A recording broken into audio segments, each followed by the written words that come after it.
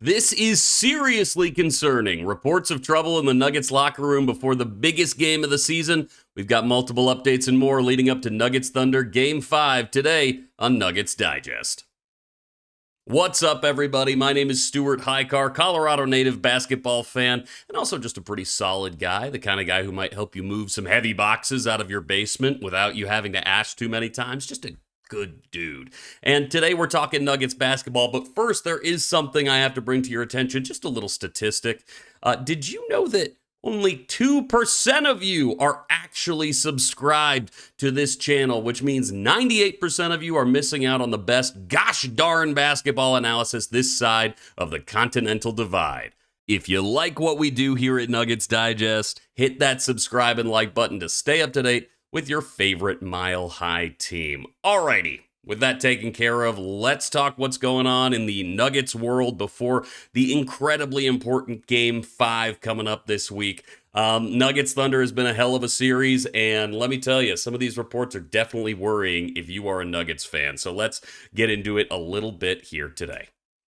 First things first, obviously, I don't have to tell you guys how important Game 5 is. Game 5, now that the series between the Nuggets and Thunder are tied at 2-2, Game 5 really could be the decider of this. If you go down 3-2 and you have to play any more time in OKC, I'd be seriously worried if I was a Denver Nugget. That is a loud building. And so for me personally, I'm putting a lot of weight on this fifth game in the series. I think if the Nuggets can take this one and bring it home for Game 6, I think we have a real chance of taking it to the Western Conference Finals. However, there are definitely some speed bumps in the road before we get there. The first thing I want to bring up is camaraderie amongst the team. A lot of these guys have been here before in situations like this, and I think some of that veteran mentality is really, really important. However, there is some reports of problems arising in the locker room surrounding two specific players. That is Aaron Gordon first, who we're calling Mr. Nugget now.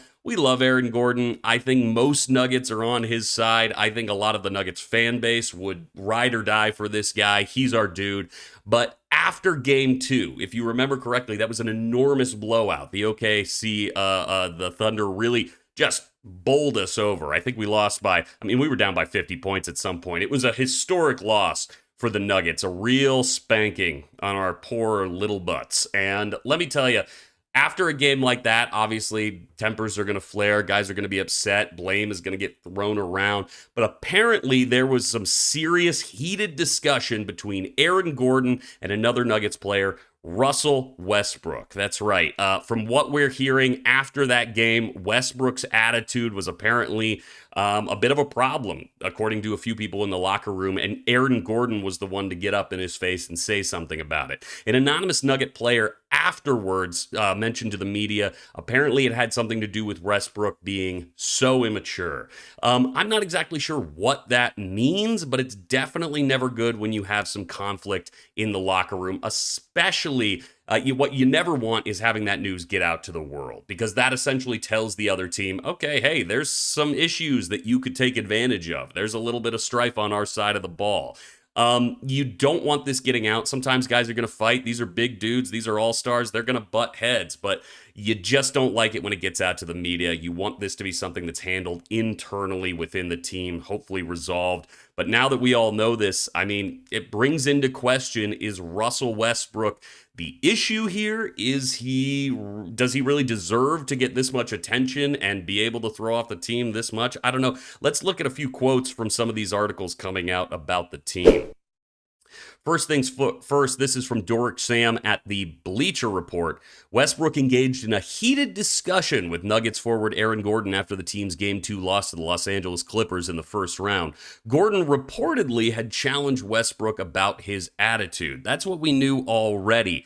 But, when you really think about that, it's crazy to me that Westbrook is trying to make any trouble or is not just absolutely being a great teammate, because let's be honest, not everyone was looking to pick him up. It sort of seemed like his career was at a low point going into this season. I can't see another team doing it, one anonymous team source said of the Nuggets signing Westbrook in the offseason, after unceremonious endings with his previous 4 teams. But I never thought we would do it. That's from Ramona Shelbourne reporting for ESPN. And I agree. It's a tough look. Westbrook was at a career low coming off of 3 teams where he just wasn't able to make an impact. Sure, they were asking him to do a little bit more than maybe he was comfortable with, but I will say, since coming to the Nuggets this year, it's been a rebound year, and I would think he'd be very, very thankful and humbled by that experience now that he's on the Nuggets. But if you look at his average stats through this year, it's not like he's been blowing up or anything, but he took his spot on the bench as the bench general very, very seriously,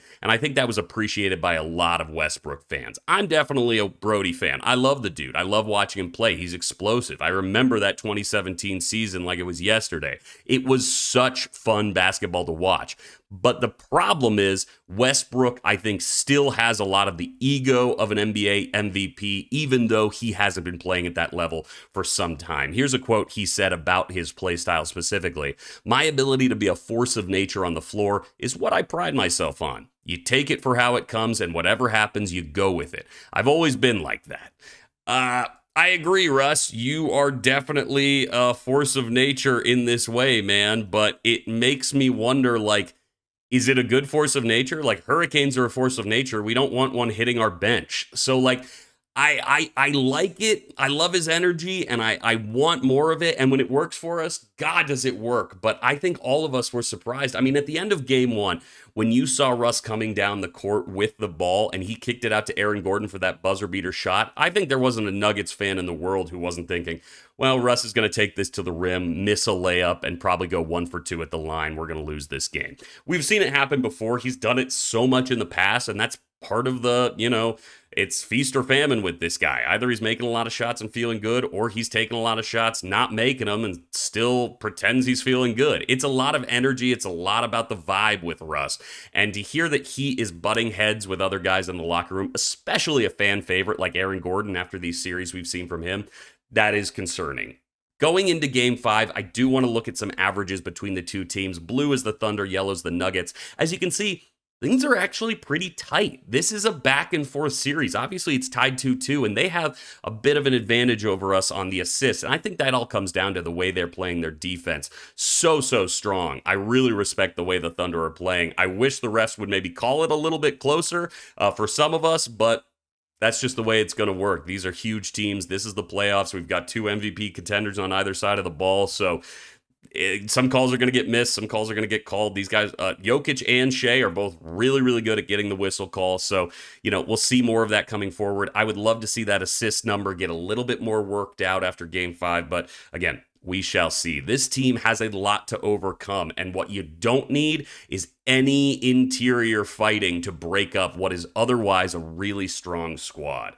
I want to give them all of our power from Nuggets Nation going into Game 5. Hopefully these reports are, a little exaggerated, or hopefully they're making a mountain out of a molehill and Russ and Gordon are okay. I mean, fingers crossed, but it's not the kind of look you want to have going into what is potentially the most important game of the season, Game 5 at Oklahoma City.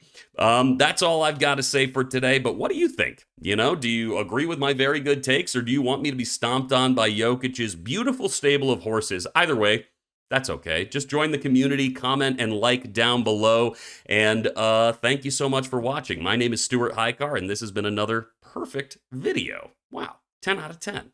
Until next time, go Nugs.